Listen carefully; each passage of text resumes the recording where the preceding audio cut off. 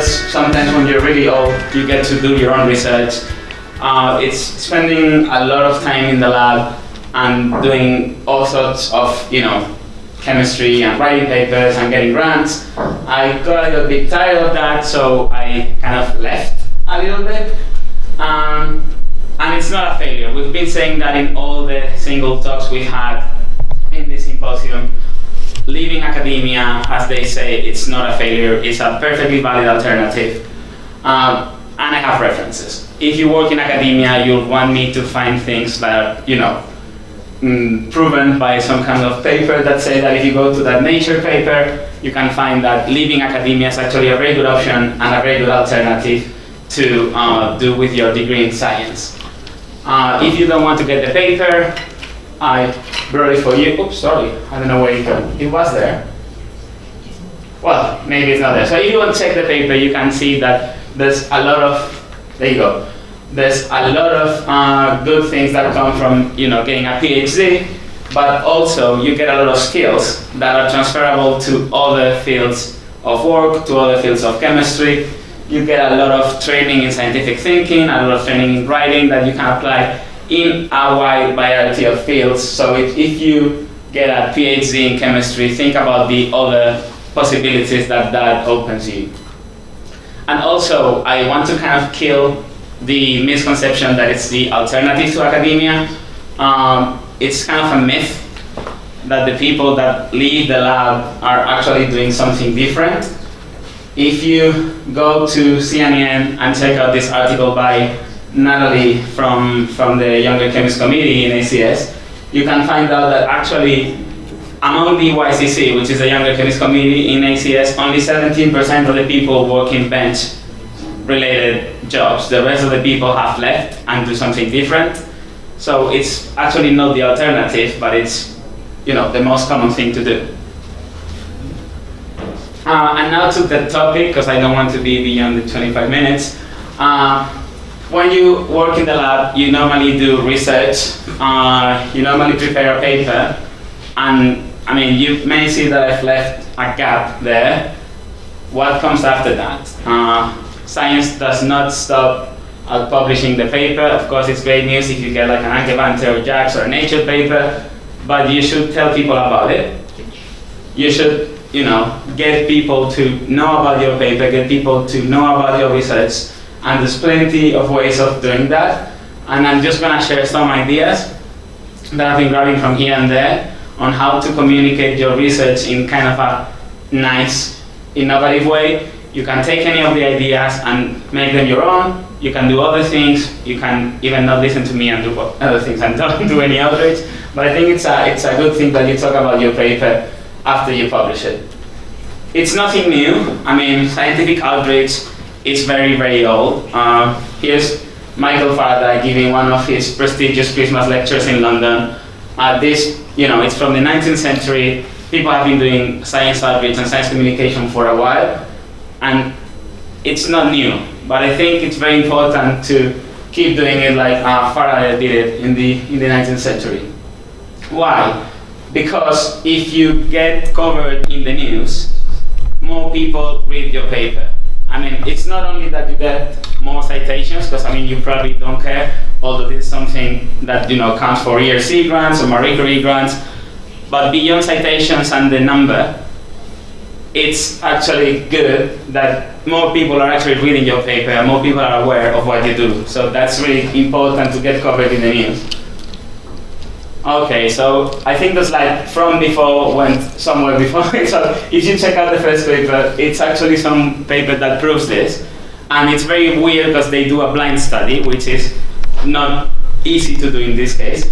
But they were checking the New York Times and papers from the New England Journal of Medicine. And they discovered that whenever the papers get mentioned in the New York Times, they get up to 70% more citations than the papers that don't get covered. And they did a blind study because there was a strike for the New York Times that year. And so they could say, it's not that people and journalists are picking the best papers, but even when journalists were not working, those papers that weren't covered didn't get any raise in the citation. So it's not that journalists pick the best papers, but also that when they cover them in the New York Times, more people are going to read them, more people are going to know about it. Okay, but what do we do now? What do we do beyond press? Because press is kind of last century, when millennials, we need to do something new that is not going to the newspapers. How do we reach the community today beyond, getting into a magazine or getting into a newspaper? Of course, we've got social media. It's a pleasure for me to see Rachel here, who is one of the main influencers in science social media today. We have Twitter, we have Facebook, we have LinkedIn. I see younger people here, so maybe there's Instagram, TikTok, I don't know, there's a bunch of places where people can share stories. And that's the most important thing. Share the story about your paper and share it with the people you care about.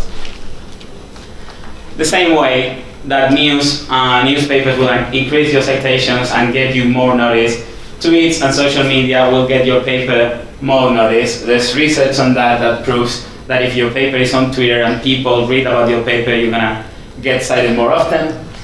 And also, if you are the people that care about how big your H index is, it also increases your H index. So if you want to go to an ERC committee and say, hey, this is how many times my research has been cited, tweet about it, Facebook about it, LinkedIn about it, tell people about it.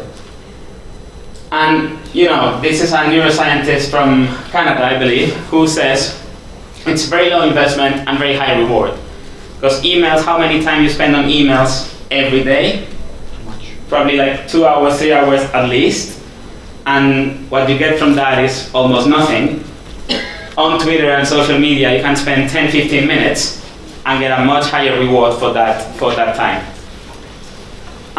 It's not that I'm making this up. Again, more references. If you go to Nature, this was published 3 years ago, some Chinese universities are considering the coverage in social media, in newspapers, as a part of their, way to evaluate new professors and new people to get positions in academia.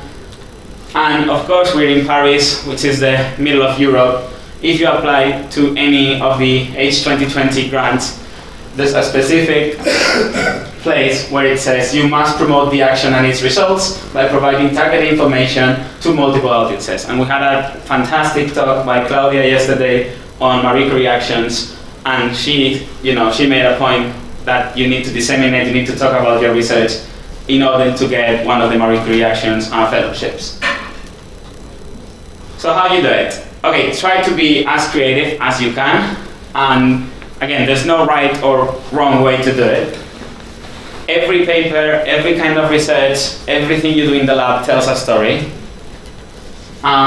You need to find a story that matters, actually, but every paper will tell a nice story if you find a way to tell it. So I'm just going to share a couple of ways that I find interesting to share chemistry specifically online.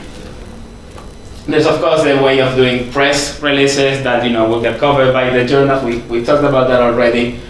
This is a very good example of a dear friend of mine that is not looking at the screen right now, but he may. So this is a paper that they just published on PNAS, and we sent a couple of emails and it got covered by the Times.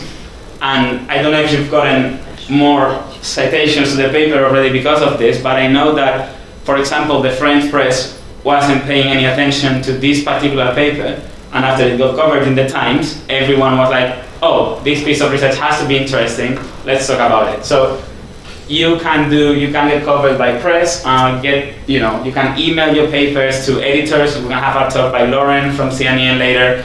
Email your paper to them, tell them why it's interesting, and maybe you get it covered. And I mean, the New York Times sounds like very far-fetched, but again, the email addresses are public. Just email them your paper, tell them why it's important, and they may actually cover it. You can do it through art. I think the people at Nature Chemistry do a pretty good job about it. They design very beautiful covers, and I think chemistry and art kind of go together. If you think about it, the history of paint is heavily related with chemistry, and there's very nice ways to do art-related chemistry, and you can communicate your research through paintings, for example. There's this magazine in Spain that I love. They do illustrations that go along with the stories. So instead of talking about hard science, we just give the illustrators a story that is kind of a real story, like a So it's not the science there, and they imagine what the illustration could be, and they make a wonderful illustration that goes with it.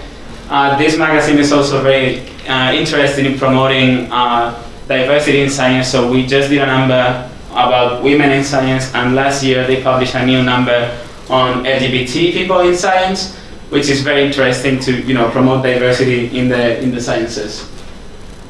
Again, pictures. How many around you, maybe you have seen it because I used that before, but how many have you seen this tweet? It's a wonderful way to promote chemistry.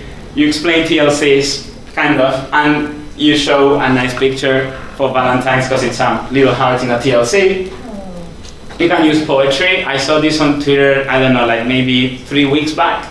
And this guy, if you read it, it starts with an A. He started doing little tweet poems with different molecules, A, B, C, following the alphabet. And he even drew the structure. I mean, I think it's pretty creative to just find a way to tell things about chemistry just with a poem. There's emojis, come on. I mean, how many of you text anymore? Nobody does, we all send emojis. So, I just found out there's a teddy bear emoji. I just found out yesterday. I don't know why, but yeah, there's a teddy bear emoji apparently. But you can communicate chemistry with emojis, and this lady, Nicola Gaston, she basically made the whole periodic table with emojis. I dare you to find francium in there, and yes, it's a little croissant. I think it's a very creative way to explain chemistry that is right in your phones. I have another talk about Perkin, and I started the talk just asking people to go to their phones and actually digging out one of particular emoji and trying to find that emoji in particular. Because emojis relate with people in a really interesting way. You can even talk about Scrabble and games. This was published 2 days ago by my friend Andy, who he does all these graphics called compound interest. He publishes these graphics in chemistry, and there was a discussion on Twitter somehow, I don't know how people got there, on which element would give you the most points in Scrabble. And this guy apparently had enough time. I think he just had a baby, so probably he was woken up in the middle of the night with nothing else to do. So he spent all this time adding the points for each element and making a ranking. And I found a graphic that is even better than this one, but I couldn't put it in the presentation on time. Some guy just got this graphic and made a freaking 3D model where the higher element is the one that ranks more points, and printed that and tweeted. So it's a nice way. Like, you can find all sorts of way, and if you go to Andy's website, compoundchem.com, there's a million graphics on pH, organic chemistry, a lot of concepts. Now he's doing a lot of graphics with the Society of Chemistry on IYPT. So it's a very nice way to talk about chemistry as well. GIFs or GIFs, I think there's a whole fight. Is it like UK, US? Is it GIFs or GIFs? I don't know, whatever. So if you use moving images, videos, it's also a great opportunity to share content. In this case, I did this while I was working back at ICIQ. These guys basically published a catalyst that literally traveled around a chain of hydrocarbons, and I don't know, when the researcher was explaining all the paper to me, I could also think of that. I wasn't even listening to it. So I tweeted that, and I think it got some appreciation by the chemistry community that you share some of the research in a nice way. Of course, there's beers. I don't know if the video would work, but I have a nice video of one of the first times we tried to do Pint of Science in Spain, because I know it's a big thing in the UK, and now it's become a big thing in France. Actually, the lead of Pint of Science World is from Paris, I believe, right now, so I think it's become a bigger thing. But back 2 years ago, there was no events like that in Spain, and we kind of brought that from the UK. And I don't know if the video would work. If not, we can go to YouTube later and find it. No, it didn't work. Oh, come on. I'm here. No. Okay, whatever. Well, I mean, you can go online and see the video, but I mean, the point being that you can talk about science with beers, and the main point is not alcoholism in this slide, although it makes it different. But the main point is that you need to talk about science at every moment you have. So if you don't need a special event, you don't need a magazine, you don't need a tweet. If you're with your friends and you want to tell them about your work, I know you think it's super complicated, but there's ways to tell them and to feel them, to make them feel related to what you're doing. And if you have a beer with them, it's a very nice way to explain what you're doing. Get out there. There's tons of people that want content. I think content is the most difficult thing to get. So if you have a nice idea and you think someone could appreciate that idea and do something good with that idea, just put it out there, send an email. Cold emails work. I mean, I started a collaboration with CNEN thanks to a cold email to BB, the editor-in-chief. So just go out there. If you want to do a little radio section or a podcast, go to a local radio. They'll be happy to do it. If you want to do like a YouTube video, get on a camera and start a YouTube video. I mean, you're gonna hear all about Raphael later. It's very easy to start doing things, and there's people there that do fantastic stuff. So just try things, and they may work. It's never too late. I mean, people think if you want to communicate, you need to be young, you need to be trained in social media, you need to use that every day. But I mean, this guy I found on the street yesterday, I don't know, he was going for a dinner or whatever, and I just went up to him like, hey, could we take a selfie together? I know you from Twitter. I know he has a freaking Nobel Prize, but I know him from Twitter. So it's never too late. Sir Fraser Stoddart got the Twitter account just after winning the Nobel Prize. I don't know how old he was when he got the Twitter account, but now he has thousands of followers. He's one of the main influencers in there, and people respect what he tweets. And I mean, if you are not out there, probably Twitter is already the past, so get Instagram, get TikTok, get something that's gonna get actual track in the next years. But if you want to be on Twitter, there's a fantastic chemistry community. We all tweet under the same hashtag, like real-time Chem or Chem Twitter, and it's great to find people that know about your field and relate to you. And you'll get real impact.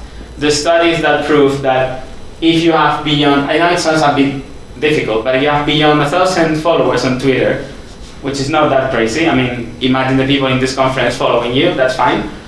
You start affecting on people that are beyond your community, your local community. You start getting to the media, because there may be one journalist among your followers. You start getting out to policymakers, because there may be a member of parliament among your followers. You start getting to decision makers, because I don't know, there may be one of your local politicians in there. So the more followers you have, the more likely you're to be retweeted. And I think there's a fantastic article in CNN as well about the silos on Twitter, and there's few people on Twitter that are really key. So if they retweet your message, you're gonna get out to the whole community. So I think it's very interesting, to see the impact that social media can have in the communication of your research. And actually, it was this is not a study; it's just a little experiment someone did. I know it's in Spanish, but I cannot translate in the text next to it. There was a guy that was saying, "I have a Twitter account with less than 2,500 followers. I went to a conference and I stood by my poster, and then I posted a picture of my poster. I had more, clicks on my poster online, 4,600, than attendees to the conference. And then, of course, got more interactions. There was at least 89 people that replied to the tweet and asked questions. And have you been to a poster session? How many people actually go and see your poster? Like 3 in an afternoon? 4? I don't know. So I think it's real impact, and you get real engagement out of social media if you got to do that. And again, it works. This is a study from a Spanish university. Okay, 5 minutes. So just 2 more slides. This is a study from a Spanish university that they proved once again that not only you get more citations, you get more people interested, but also companies get interested in your work. If you're out there in the newspapers, you're more likely to be seen by companies that may want to use your chemistry for their stuff. So in their study, 21% of researchers that took part in the study were contacted by companies afterwards. Be creative, explore and learn, try to listen to your heart and not to your brain, although, think before you tweet, just because it stays there forever. I know A certain president doesn't really care about that, but you know, think before, but you know, follow your heart, do whatever you like, and you know, you'll be learning on the way. If you need help, there's help out there. I mean, if you work in a real proper institution, you should have a press office. If not, they should have a press office somewhere in your country. If not, there's freelance science writers everywhere. You can find them on Twitter. You can email them, send them a message, say, hey, I have this paper. And I mean, basically the story in the Times and the paper by Victor and Federico work that way. They just email me, hey, could you help us kind of raise the profile of this paper? So try to reach to these people, tell them your story, and you may be able to get more citations, more views, and more readership. And again, I mean, when you love chemistry, when you love anything, you like to tell the world. So keep talking about that, keep talking about what matters to you. Do crazy things for chemistry, like these guys that came on their own from a little city in Spain to IUPAC just to see this conference, and I spread the word on tungsten, which really shouldn't be called tungsten because it's Wolfram, because that's the real name the Spanish discoverer used. I mean, do crazy things for chemistry, start doing activities on chemistry. If you like chemistry, sorry, a little bit of spam at the end. IUPAC is doing this great initiative called the Top 10 Emerging Technologies in Chemistry. They publish a paper that is open access. You can download it from there. If you go downstairs to the De Gruyter publishing house stand, they have free copies of it. And it's basically selecting technologies in chemistry that are between research and application in industry that will hopefully make it very soon. And they could help us achieve the SDGs from the United Nations. So I think this year there was flow chemistry, there was recycling plastics. So there's a lot of technologies that could help us, you know, be more sustainable. And we all think that chemistry is in the center of that. So if you want to check this initiative out, go to that website. I think in the next few months they're going to release the call for Top 10 Emerging Technologies 2019. So go to IUPAC's website. You know, if you think your field should be there for whatever reason, if you think like solar cells or, you know, electrocatalysis, whatever should be there, just teaching. Yeah, I mean, if you think teaching chemistry should probably be there, just submit your initiative and a panel of experts will select that, and then we'll select 10 for next year. And I think that's all. Hope it wasn't too long. And if you have any questions, I think it's more likely to find me on Twitter or email than actually around the conference, but feel free to come by or just drop me a text or whatever on Twitter, and I'm quite easy to reach. Thank you so much for the invitation again.